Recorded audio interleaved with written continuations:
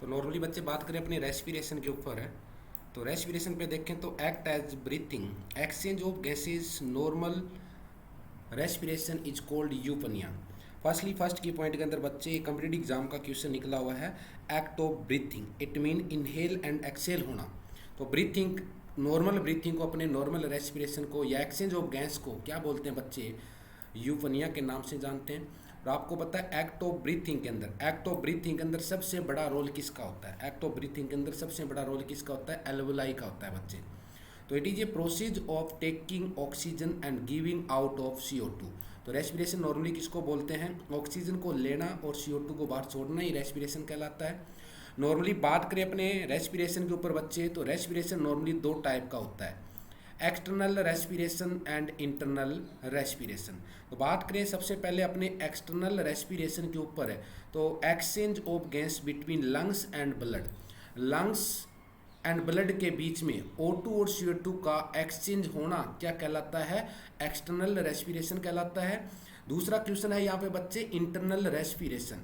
Internal respiration या tissue respiration, it means exchange of gases between blood and tissue, blood and tissue के बीच में O2 and CO2 का exchange होना क्या कहलाएगा?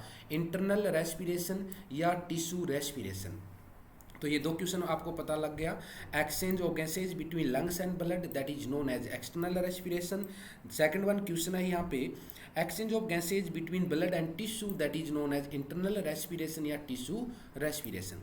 नेक्स्ट बच्चे बात करें यहाँ पे रेस्पिरेटरी सेंटर की, तो नॉर्मली रेस्पिरेटरी सेंटर होता है वो कहाँ पे सिचुएटेड होता है? Medulla oblongata. रेस्पिरेटरी सेंटर के साथ साथ मेडुला ओब्लांगेटा कौन सा काम करता है? Also act as the centre of cardiac activity. Normally देखें तो रेस्पिरेटरी सेंटर या कार्डियक सेंटर कहाँ पे सिचुएटेड होता है? मेडुला ओब्लांगेटा में सिचुएट होता है, जो कि ESI, DSSB और एम्स का रिपीटेड क्वेश्चन है। बात करें बच्चे अपने next characteristic of respiration. First one अपने बात करें रैट की, तो number of full respiration in a minute, that is known as a rate. Normal respiration rate कितनी होती है बच्चे? 12 to 20 breath per minute in a adult. Normal respiration कितना माना जाता है? 12 से 20 माना जाता है बच्चे। यहाँ पे थोड़ा सा कंफ्यूज मत होना, कुछ बुकों में 16 to 20 दिया हुआ है। अगर ऑप्शन आपको 12 to 20 और 16 to 20 दोनों ऑप्शन में मिलते हैं तो प्रायोरिटी किसको देनी है? 12 to 20 को देनी है। इसके अलावा respiration increase by 4 breath per minute for 1 degree rise in temperature above normal. अगर 1 डिग्री टेम्परेचर बढ़ता है, जैसे कि नॉर्मल टेम्परेचर 37 डिग्री है, अगर टेम्परेचर 38 डिग्री है तो रेस्पिरेशन कितना बढ़ जाएगा बच्चे? 4 ब्रीथ पर मिनट के हिसाब से रेस्पिरेशन वो क्या हो जाएगा? इंक्रीज हो जाएगा। बात करें brain pathology, brain pathology decrease the respiratory rate. अगर ब्रेन के अंदर कोई प्रॉब्लम है या मेडुला ओब्लांगेटा के अंदर कोई प्रॉब्लम है तो रेस्पिरेशन नॉर्मली क्या रहेगा बच्चे? यहाँ पे डिक्रीज देखने को मिलेगा। एट बर्थ बात करें नॉर्मली तो 30 to 40 ब्रीथ पर मिनट देखने को मिलता है। 1 ईयर के ऊपर रेस्पिरेशन की बात करें बच्चे तो 26 to 30 होता है। 2 ईयर के ऊपर बात करें अपने तो 20 to 26 होता है। और अडोलसेंट के अंदर बात करें अपने तो कितना होता है? 20 ब्रीथ पर मिनट के हिसाब से होता है। बात करें अपने डेप्थ ऑफ रेस्पिरेशन के ऊपर, तो ये normal mean at rest inspire and exhale about 500 ml of air each respiration. एक रेस्पिरेशन लेते हैं तो इंस्पायर और एक्सपायर एयर कितनी मानी जाती है नॉर्मली बच्चे? 500 ml मानी जाती है, जिनको नॉर्मली अपने टाइडल वॉल्यूम के नाम से जानते हैं। कई बार पूछा जाता है normal value of the tidal volume, तो आपका आंसर क्या जाएगा? 500 ml जाएगा। इसके अलावा बात करें normally when more than 500 ml of air passes in and out of the lungs, that is known as deep respiration. क्या बोलेंगे बच्चे इसको? Deep respiration. तो when more than 500 ml air passes in and out of the lungs, the respiration is said to be deep. या फिर देखें अपने next, when quality या quantity is decrease 500 ml, 500 ml से अगर क्वांटिटी डिक्रीज हो रही है तो इस रेस्पिरेशन को अपने क्या बोलते हैं? Shallow respiration. दो टाइप का रेस्पिरेशन आपको पता लग गया होगा। डीप रेस्पिरेशन किसको बोलते हैं? जब inhale and Excel O2 and CO2 की क्वांटिटी कितनी हो रही है? 500 ml से ज़्यादा हो रही है, उसको डीप रेस्पिरेशन। शैलो रेस्पिरेशन किसको बोलेंगे? जब O2 एंड CO2 की एक्सचेंज क्वांटिटी 500 ml से 1 रेस्पिरेशन में 500 ml से कम हो रही है, उसको शैलो रेस्पिरेशन के नाम से जानेंगे।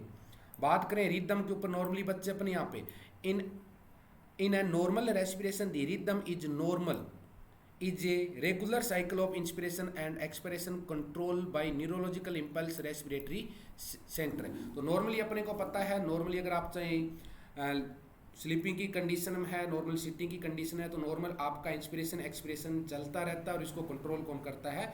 रेस्पिरेटरी सेंटर नॉर्मली इसको क्या करता है बच्चे? कंट्रोल करता है। तो ये तो बात आपको समझ में आ गई होगी। यहाँ तक किसी को डाउट है? यहाँ तक किसी बच्चे को डाउट है? Good evening Renu.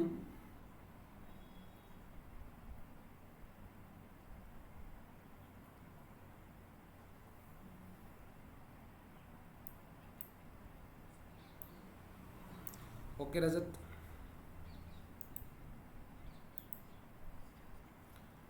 नेक्स्ट बात करें बच्चे यहाँ पे अपने इंस्पिरेशन के ऊपर बात करें। इंस्पिरेशन जब कोई पर्सन सांस लेता है तो डायफ्राम का कॉन्ट्रैक्शन होता है या रिलैक्सेशन होता है, कई बार पूछ लेते हैं। तो जब कोई पर्सन सांस लेता है या इंस्पिरेशन करता है, डायफ्राम क्या होता है बच्चे? कॉन्ट्रैक्ट। और रिप्स होती है वो क्या होती है? Move outward and upward. और स्टर्नम भी क्या होती है बच्चे? Move outward. और ये इंस्पिरेशन नॉर्मल टाइम अपने कितनी देर तक इंस्पिरेशन करते हैं? 1 to 1.5 सेकेंड के लिए नॉर्मली इंस्पिरेशन करते हैं। तो इंस्पिरेशन नॉर्मली देखें तो डायफ्राम कॉन्ट्रैक्ट होता है, रिब्स से मूव अपवर्ड एंड आउटवर्ड जाती है जब इंस्पिरेशन करते हैं, और स्टर्नम मूव आउटवर्ड होती है। और इंस्पिरेशन का जो टाइम होता है 1 to 1.5 सेकेंड नॉर्मली होता है। बात करें एक्सपिरेशन का, तो एक्सपिरेशन की कंडीशन में जो डायफ्राम होता है, जब भी आप बाहर CO2 छोड़ते हो, डायफ्राम क्या होता है बच्चे? रिलैक्स होता है, मूव डाउनवर्ड। रिब्स क्या होगी बच्चे? Ribs move downward and inward. और स्टर्नम क्या होगी बच्चे? Sternum move inward. और एक्सपिरेशन अपने नॉर्मली कितनी देर के लिए करते हैं? 2 to 3 सेकेंड के लिए करते हैं। पोज का मतलब है रेस्पिरेशनी पोज। आपने देखा इंस्पिरेशन लेने के बाद और एक्सपिरेशन करने के बाद बीच में थोड़ी सी देर रुक जाते हैं, जिसको अपने क्या बोलते हैं? Respiration pose. Caseation of air flow during respiration for less than 3 to 10 second. Normally देखें तो पोज की कंडीशन हेल्थी अडल्ट में 3 to 10 सेकेंड होती है। अगर न्यूबॉर्न बेबी के अंदर देखें तो ये नॉर्मल 20 सेकेंड तक पोज की कंडीशन नॉर्मली मानी जाती है न्यूबॉर्न बेबी के अंदर। यहाँ पे कुछ आगे जो कॉम्पिटिटिव एग्जाम के पर्पज ऑफ यूज से जो कुछ टर्मोलॉजी है वो मैं आपको बता रहा हूँ। फर्स्ट वन है टेक की पन्नियाँ। बच्चे कॉम्पिटिटिव एग्जाम में क्वेश्चन आया हुआ है, RPSC के अंदर एक क्वेश्चन निकला हुआ है। More than 24 breath per minute that is known as a tachypnoea. दूसरा क्वेश्चन है बच्चे यहाँ पे ब्रेडी पन्नियाँ। ब्रेडी पन्नियाँ का मतलब है less than 12 breath per minute. AIIMS और BHU का रिपीटेड क्वेश्चन है ब्रेडी पन्नियाँ। और डिस्पनिया, डिस्पनिया का मतलब है डिफिकल्टी इन द ब्रीथिंग। ये भी RRB का रिपीटेड क्वेश्चन है बच्चे, रेलवे के अंदर ये क्वेश्चन आया हुआ है एक। इसके अलावा एपनिया, एपनिया का मतलब होता है टोटल सीजेशन या स्टॉपिंग ऑफ द रेस्पिरेशन। इसके अलावा एक क्वेश्चन इग्नोर GMCS ने पूछा था, ऑर्थोपनिया क्या होता है? ऑर्थोपनिया जिसको अपने नॉर्मली पोजिशनल डिस्पनिया या ब्रीथलेसनेस के नाम से जानते हैं। क्या बोलते हैं इसको? अपने पोजिशनल डिस्पनिया या ब्रीथलेसनेस के नाम से जानते हैं ऑर्थोपनिया को। Declined can breathe in upright position और स्टैंडिंग पोजीशन। पेशेंट होता है वो ओनली या तो अपराइट पोजीशन में या स्टैंडिंग पोजीशन के अंदर रेस्पिरेशन ले पाता है, उसको अपने ऑर्थोपनिया या पोजीशनल डिस्पनिया या ब्रीथलेसनेस के नाम से जानते हैं। इसके अलावा बच्चे यहाँ पे हाइपरपनिया, हाइपरपनिया का मतलब है it is increase in depth of respiration. तो रेस्पिरेशन की डेप्थ ऑफ रेस्पिरेशन अपने क्या करते हैं? जल्दी जल्दी सांस लेते हैं, जिनको अपने क्या बोलते हैं? हाइपरपनिया के नाम से जानते हैं। इसके अलावा बात करें बच्चे नॉर्मली स्टर्टोरस रेस्पिरेशन, स्टर्टोरस रेस्पिरेशन जिनको नॉइजी ब्रीथिंग बोलते हैं या बबलिंग साउंड देखने को मिलती है जब भी कोई पेशेंट यहाँ पे रेस्पिरेशन करता है। It is made by air passing through secretion is seen in alcoholic acute alcoholism. तो देखो स्टर्टोरस रेस्पिरेशन होता है नॉर्मली, इसके अंदर अपने बोलते हैं नॉइजी ब्रीथिंग या बबलिंग साउंड देखने को मिलती है। और इस टाइप का जो रेस्पिरेशन होता है अक्यूट एल्कोलिज्म पर्सन के अंदर देखने को मिलता है। इसके अलावा बात करें बच्चे यहाँ पे स्टर्टोरस स्टिडर, स्टिडर के ऊपर बात करें नॉर्मली यहाँ पे स्टिडर क्या होता है? A hoarse vibrating shrill sound is produced during respiration. A hoarse vibrating shrill sound is produced during respiration seen in laryngitis। जैसे कि आपने देखा साउंड लाइक क्रो, जैसे कि अपने ब्याह शादी के अंदर देखा होगा, जब लेडीज संगीत होता है ज़्यादा ज़ोर से संगीत करते हैं तो बाद में बोलते हैं ना इनका तो गला बैठ गया, वही सी नहीं आ पाती है। तो वहाँ पे जो साउंड आती है वो किसकी वजह से देखने को मिलता है, स्ट्रीटर साउंड बोलते हैं, जिसको हार्श वाइब्रेटिंग श्रील साउंड बोलते हैं नॉर्मली, क्योंकि ज़्यादा बोलने से क्या हो जाता है वहाँ पे, या तो लेरिंजाइटिस बैक्टीरिया वायरल इन्फेक्शन की वजह से, या ज़्यादा लाउडली बोलने से लेरिंग्स के अंदर इन्फेक्शन हो जाता है, जिनकी वजह से क्रो लाइक साउंड देखने को मिलती है, जिनको अपने स्टीडर साउंड के नाम से जानते हैं। इसके अलावा बात करते हैं बच्चे अपने रेल साउंड। रेल साउंड्स भी कॉम्पिटिटिव एग्जाम के अंदर क्वेश्चन पूछा हुआ है। An abnormal bubbling sound, abnormal bubbling sound caused by the mucus in the air passage as seen in the bronchitis और pneumonia। तो नॉर्मली आपको पता है ब्रोंकाइटिस और न्यूमोनिया के अंदर जो साउंड सुनाई देती है रेस्पिरेशन के दौरान, जिसको अपने रेल साउंड बोलते हैं, और किस टाइप की साउंड आती है, बबलिंग साउंड, क्योंकि जो एयरवे होता है उसके अंदर ब्रोंकाइटिस और न्यूमोनिया की कंडीशन में, इन्फेक्शन होने की कंडीशन में म्यूकस प्रोडक्शन ज़्यादा होता है। जो म्यूकस प्रोडक्शन होता है वो क्या होता है, जो एयरवे है, एयरवे ट्रेकिया हो गया या ब्रोंकाई हो गया, उनके अंदर जो म्यूकस होता है डिपॉजिट हो जाता है, जिनकी वजह से साउंड नॉर्मली देखने को मिलती है, वो बबलिंग साउंड देखने को मिलती है। किसके अंदर देखने को मिलती है, रेल। रेल किस में देखने को मिलती है, ब्रोंकाइटिस और निमोनिया में।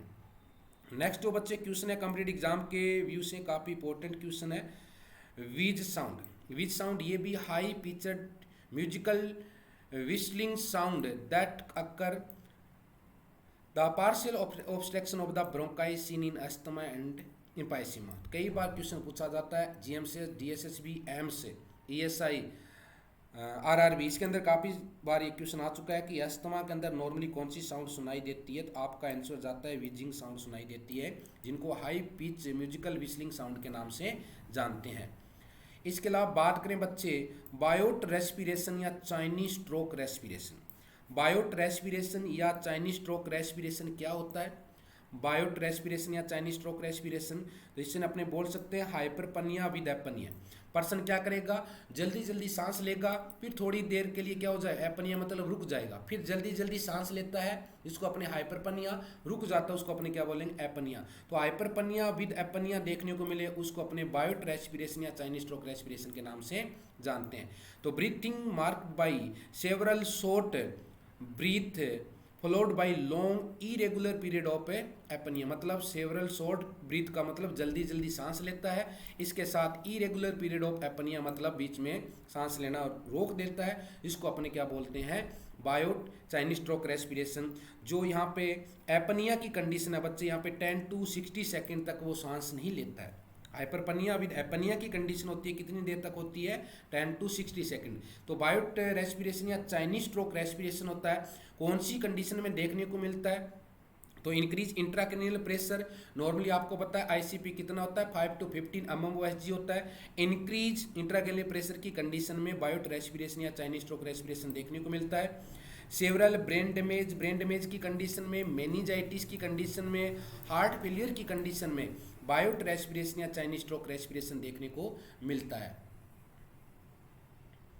इसके अलावा बच्चे कुस्माउल रेस्पिरेशन, कुस्माउल रेस्पिरेशन नॉर्मली देखें तो डायबिटिक कीटो एसिडोसिस के अंदर देखने को मिलता है। और डायबिटिक कीटो एसिडोसिस होता है बच्चे, वो डायबिटीज मेलाइटस फर्स्ट का कॉम्प्लिकेशन होता है। डायबिटीज मेलाइटस फर्स्ट क्या होती है पता है आपको किसी को, डायबिटीज मेलाइटस फर्स्ट को इंसुलिन डिपेंडेंट डायबिटीज मेलाइटस बोलते हैं। क्या बोलते हैं इसको, इंसुलिन डिपेंडेंट डायबिटीज मेलाइटस बोलते हैं बच्चे, क्योंकि इंसुलिन सिक्रीट ही नहीं कर पाती है। डायबिटीज मेलाइटस फर्स्ट नॉर्मली देखें तो 20 साल के कम बच्चों में देखने को मिलता है। अगर डायबिटीज मेलाइटस चिल्ड्रन में हो तो उसको अपने क्या बोलते हैं, जुवेनाइल डायबिटीज मेलाइटस बोलते हैं। तो इंसुलिन सिक्रीट ना होने की वजह से क्या होगा, डायबिटिक कीटोस एसिडोसिस की कंडीशन डेवलप हो जाती है। क्यों हो जाती है, क्योंकि इंसुलिन का काम होता है बच्चे prevent the breakdown of fat, fat को जल्दी से टूटने नहीं देता। और डायबिटीज मेलाइटस फर्स्ट में इंसुलिन सिक्रीट ही नहीं कर पाती है पेनक्रियाज ग्लैंड, जिनकी वजह से जो फैट होती है उनसे कीटोन बॉडी ज़्यादा बनती है, और जिनकी वजह से क्या हो जाता है, डायबिटिक कीटो एसिडोसिस। और डायबिटिक कीटो एसिडोसिस की कंडीशन में ब्लड ग्लूकोज लेवल होता है वो 300 से 800 mg तक चला जाता है। तो यही बात है यहाँ पे बच्चे नॉर्मली। कुस्माउल रेस्पिरेशन में देखें increase in depth and rate of respiration, मतलब जल्दी जल्दी सांस भी लेगा और पूरा गहराई के साथ सांस लेगा, जिनको अपने कुस्माउल रेस्पिरेशन बोलते हैं। तो अब नॉर्मली डीप, नॉर्मली अपने डीप लेते हैं वो अलग बात है, अब normally deep regular with increase respiration. तो आप नॉर्मली डीप सांस लेगा, रेगुलर पैटर्न में रहेगा और जो रेस्पिरेशन की क्वांटिटी है वो भी क्या हो जाएगी, इंक्रीज। रिपीटिव गास्पिक रेस्पिरेटरी पैटर्न रहता है यहाँ पे एसिडोसिस की वजह से, क्योंकि यहाँ पे पेशेंट को क्या होता है कुछ मामूल रेस्पिरेशन में डायबिटिक कीटो एसिडोसिस, जिसके अंदर ब्लड ग्लूकोज लेवल नॉर्मली देखें तो 300 से 800 mg पर डेसीलीटर देखने को मिलता है।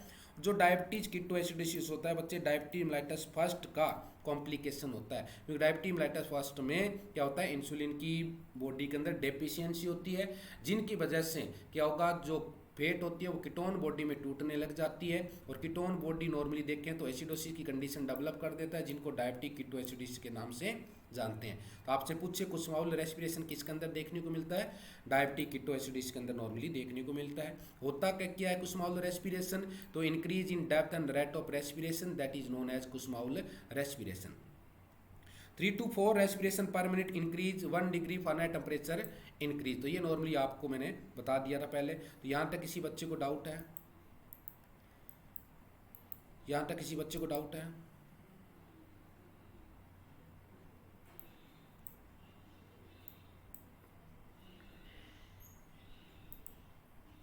जल्दी से कमेंट करके बता दीजिए, यहाँ तक किसी बच्चे को डाउट है?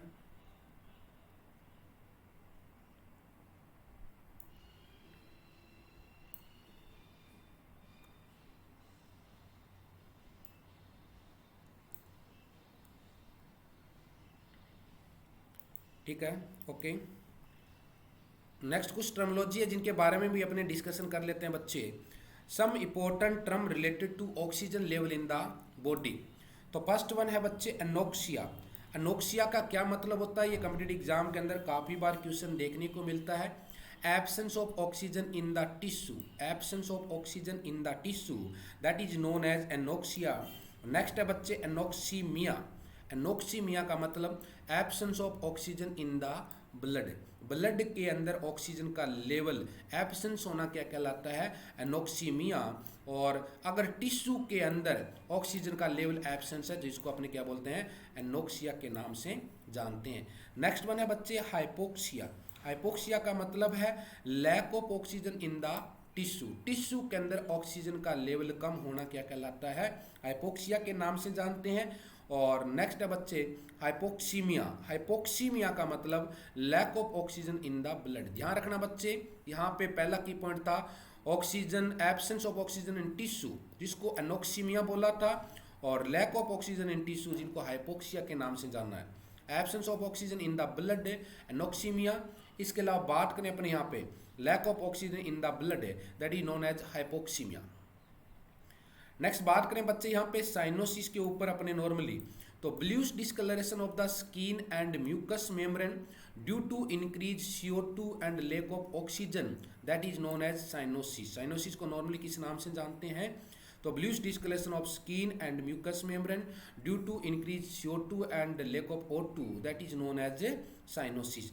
नॉर्मली साइनोसिस के ऊपर बात करें बच्चे तो दो टाइप का साइनोसिस देखने को मिलता है, central cyanosis and peripheral cyanosis. Central cyanosis को देखें तो a blue discolouration of the mucous membrane in the mouth. Mucous membrane है जो माउथ की, उसका कलर अगर ब्लू हो जाए तो जिसको अपने सेंट्रल साइनोसिस बोलते हैं। और दूसरा है पेरिफेरल साइनोसिस, इसका मतलब blue discolouration of the digit, मतलब हाथ पैरों के जो डिजिट है उनका कलर अगर क्या हो जाए, ब्लू हो जाए, जिनको अपने पेरिफेरल साइनोसिस के नाम से जानते हैं। क्या जानते हैं, पेरिफेरल साइनोसिस के नाम से जानते हैं।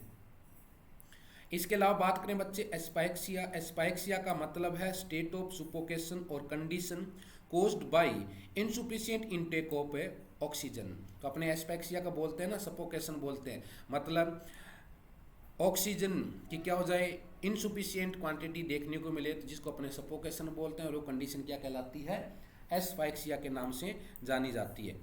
नेक्स्ट यहाँ पे आपने पढ़ा है हाइपरपनिया। हाइपरपनिया का मतलब है deep breathing with increase respiration rate. तो अपने को पता लग गया हाइपरपनिया नॉर्मली किसको बोलते हैं बच्चे, deep breathing with increase respiration rate, that is known as hyperpnoea. इसके अलावा बात करें यहाँ पे नॉर्मली अपने रेस्पिरेशन स्टिमुलेट किसको बोलते हैं बच्चे, रेस्पिरेटरी स्टिमुलेट। तो an agent that improve frequency and deep of breathing. Respiratory stimulate जैसे कि आपने कैफीन का यूज कर लिया, एट्रोपिन ले लिया, या फिर आपसे पूछ ले नेचुरल रेस्पिरेटरी स्टिमुलेट कौन सी गैस है, तो CO2 को बोलते हैं बच्चे। CO2 नेचुरल स्टिमुलेट गैस मानी जाती है। इसके अलावा बात करें आप यहाँ पे तो रेस्पिरेटरी डिप्रेसेंट देखें an agent that less frequently and deep breathing, ठीक है, less frequently and deep breathing देखने को मिले, जिसको अपने रेस्पिरेटरी डिप्रेसेंट बोलते हैं। वो ड्रग या वो मेडिसिन जो क्या करते हैं, रेस्पिरेशन रेट को डिक्रीज करती है, डिप्रेस करती है, उसको किस नाम से जानते हैं, उनको अपने नॉर्मली सिडेटिव या नॉर्मली देखें तो उसको रेस्पिरेटरी डिप्रेस जानते हैं। सिडेटिव ड्रग ले रहे हो आप, नार्कोटिक एनाल्जेसिक ड्रग का यूज कर रहे हो, एनास्थेसिया ले रहे हो, या MgSO4 ड्रग है बच्चे, जिसको मैग्नीशियम सल्फेट के नाम से जानते हैं। और ये ड्रग अपने कब देते हैं, आपने कंडीशन पढ़ी होगी प्री क्लैम्सिया और इक्लैम्सिया। प्री क्लैम्सिया वो कंडीशन है, नॉर्मली देखा होगा आपने, प्री क्लैम्सिया और इक्लैम्सिया दोनों को टॉक्सीमिया ऑफ द प्रेगनेंसी के नाम से जाना जाता है। तो प्री क्लैम्सिया के अंदर होता क्या है बच्चे, नॉर्मली बात करें तो प्री क्लैम्सिया के अंदर नॉर्मली देखें अपने यहाँ पे तो क्या होगा, hypertension plus oedema plus protein urea, ये किसके अंदर देखने को मिलता है, ये प्री क्लैम्सिया में देखने को मिलता है। इक्लैम्सिया क्या होता है, इक्लैम्सिया के अंदर देखें तो इक्लैम्सिया के अंदर है proteinuria, oedema, hypertension plus seizure आने लग जाते हैं, जिनको प्री क्लैम्सिया बोलते हैं। जब कोई भी पेशेंट अपने पास प्री क्लैम्सिया का आता है, अगर आप उनको हायर सेंटर पे रेफर कर रहे हो तो सबसे पहले याद रखना प्री क्लैम्सिया वाले पेशेंट को क्या देते हैं, सबसे पहले उसको लोबिटालोल या फ्रूसिमाइड टैबलेट देते हैं, या फिर अपने क्या करते हैं ड्रीप के अंदर डाल के फ्रूसिमाइड इंजेक्शन या लासिक्स लगाते हैं। और इसके अलावा उसको MgSO4 इंजेक्शन लगा के ही क्या किया जाता है, रेफर किया जाता है, ताकि उनको ड्यूरिंग रेफरिंग तो वहाँ पे उसको सीजर ना आए। तो यहाँ पे MgSO4 जो ड्रग है बच्चे, नॉर्मली इसके ऊपर बात करें यहाँ पे तो MgSO4 का जो साइड इफेक्ट होता है या MgSO4 की टॉक्सिसिटी होगी, तो आपको पता कैसे लगेगा कि MgSO4 ड्रग की टॉक्सिसिटी हो गई है। तो इसका सबसे पहला पता लगता है कि पेशेंट को रेस्पिरेटरी डिप्रेशन होने लग जाता है। दूसरा, यहाँ पे MgSO4 की टॉक्सिसिटी हो गई है तो नी जरक रिफ्लेक्स है वो क्या हो जाता है बच्चे, एब्सेंट हो जाता है। तीसरी कंडीशन अगर बात करें यहाँ पे, तीसरी कंडीशन नॉर्मली बात करें यहाँ पे तो यूरिन आउटपुट है वो 100 ml पर आवर से क्या देखने को मिलता है, कम देखने को मिलता है, जिसको अपने बोले MgSO4 की टॉक्सिसिटी हो गई है। और इस कंडीशन में अपने पेशेंट को क्या प्रोवाइड करेंगे बच्चे, MgSO4 का एंटीडोट प्रोवाइड करेंगे, जिसको अपने नॉर्मली जानते हैं कैल्शियम ग्लूकोनेट। तो ये टॉपिक था आपका बच्चे रेस्पिरेटरी डिप्रेसेंट के नाम से। तो यहाँ तक किसी बच्चे को डाउट है?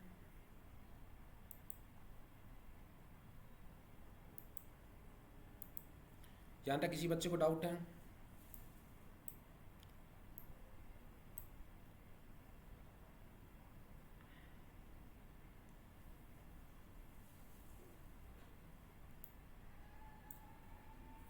ओके,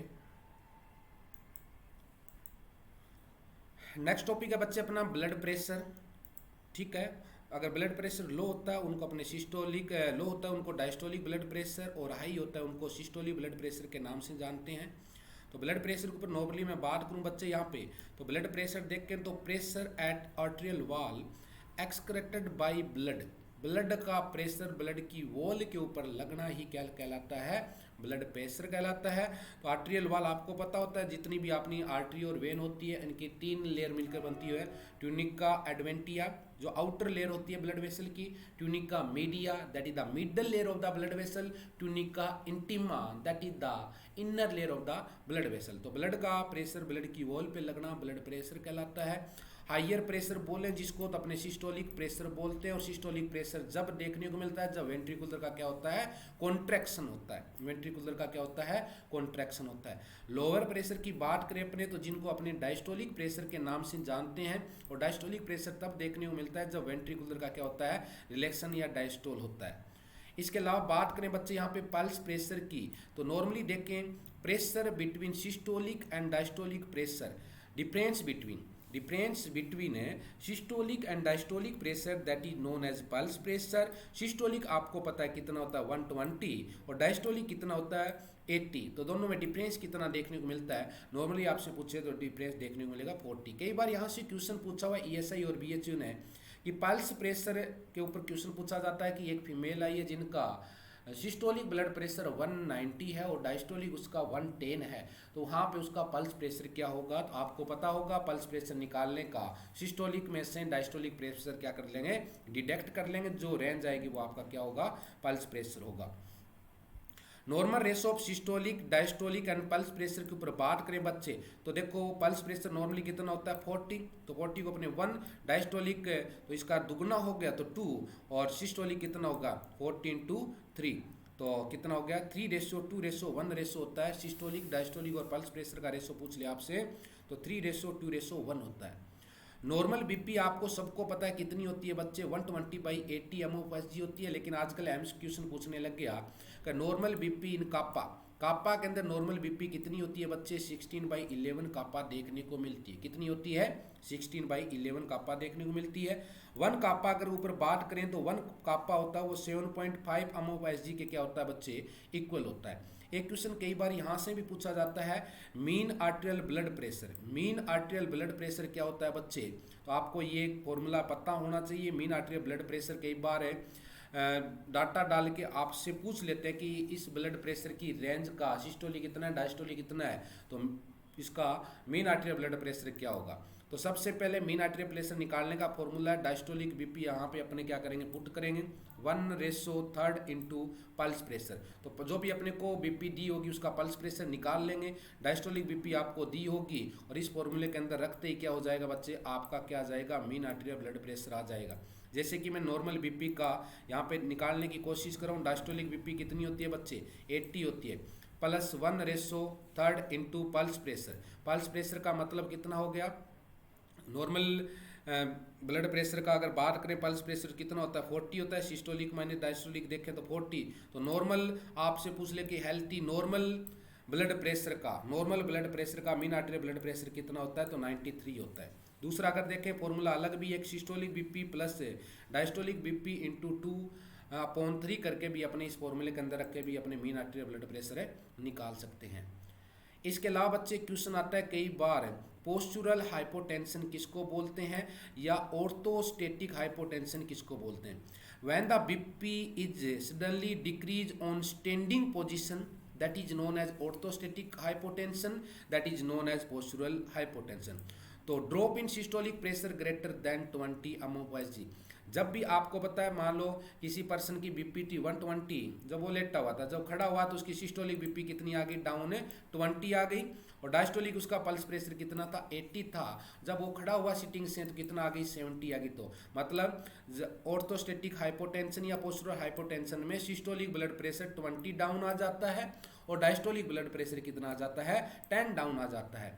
इसके अलावा देखें बच्चे hypertension it means BP increase और हाइपोटेंशन का मतलब बीपी डिक्रीज।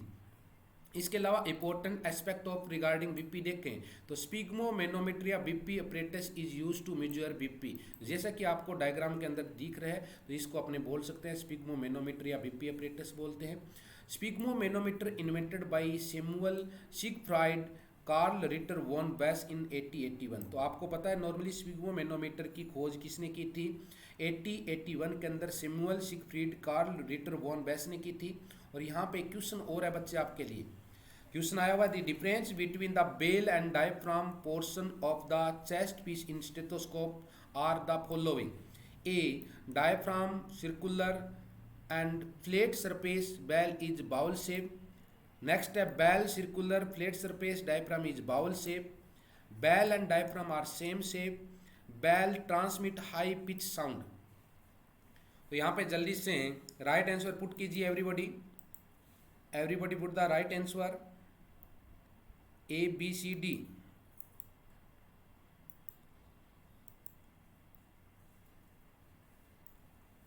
रेनू और रजत का आंसर ए आया है, सभी स्टूडेंट का आंसर आना चाहिए, यहाँ पे सभी स्टूडेंट का आंसर आना चाहिए।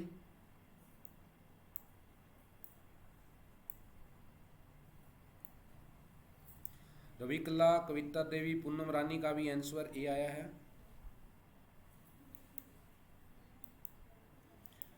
राइट आंसर क्या जाएगा बच्चे, डायफ्राम तो क्या होता है नॉर्मली आपको पता है सर्कुलर होता है और फ्लैट सरफेस होता है, और बेल हमेशा क्या होती है बाउल शेप होती है। तो राइट आंसर क्या जाएगा इसका, A is the right answer, A is the right answer.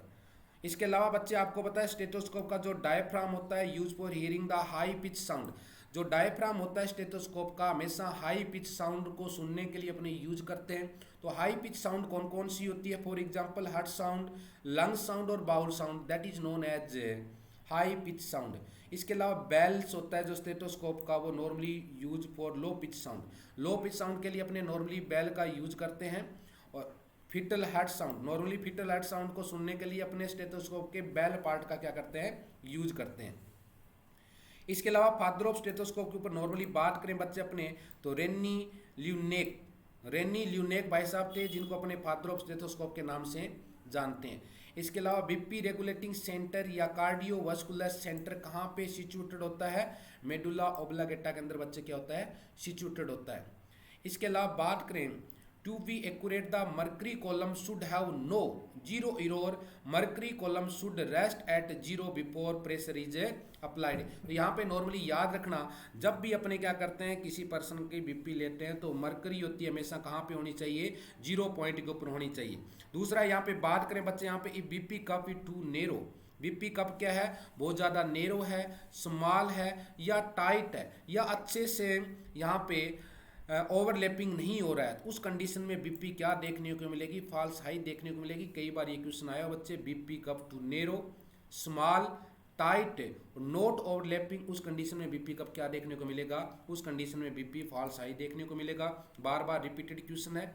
A cup is to wide और टू लार्जर और लूज फॉर द एक्सट्रीमिटी, मतलब कप है जैसे अडल्ट वाला कप अगर न्यूबॉर्न बेबी के लगाएंगे तो वहाँ पे बीपी उसकी क्या दिखाएगा? लो दिखाएगा, क्योंकि कप क्या है? टू वाइड या बहुत ज़्यादा लार्ज है, या फिर अपने एक्सट्रीमिटी के ऊपर रेप कर रहे हैं तो बहुत ज़्यादा लूज रह रहा है, उस कंडीशन के अंदर बीपी क्या देखने को मिलेगी? लो रीडिंग देखने को मिलेगी। नेक्स्ट है बच्चे, width of the cup bladder should be 20% greater than the diameter of extremity on which will use. तो कप होता है जो अपने रेप करते हैं, तो यहाँ पे याद रखना कप हमेशा 20% एक्सट्रीमिटी है, वहाँ से क्या होना चाहिए? बड़ा होना चाहिए।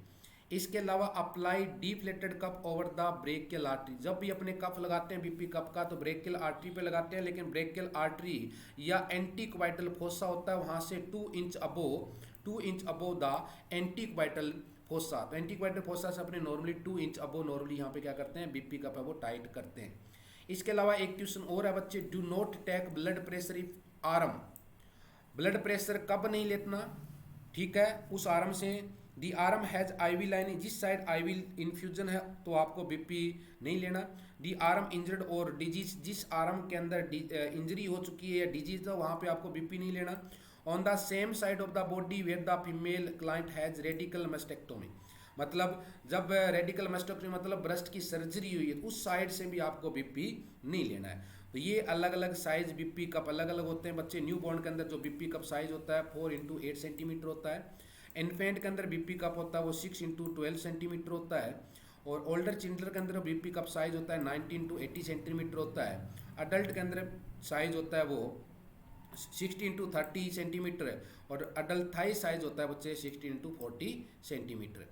इसके अलावा systolic BP 20 to 30 mmHg will be higher when the measure by thigh instant BP measure by arm. अगर आप आर्म से बीपी लेते हो, मान लो आपकी 120 आ रही है, बाद में अगर आपने थाई से बीपी लिया तो थाई से बीपी आपको 20 से 30 से सिस्टोलिक बीपी है वो ज़्यादा देखने को मिलेगी, मान लो आपको 140 या 150 तक देखने को मिलेगी।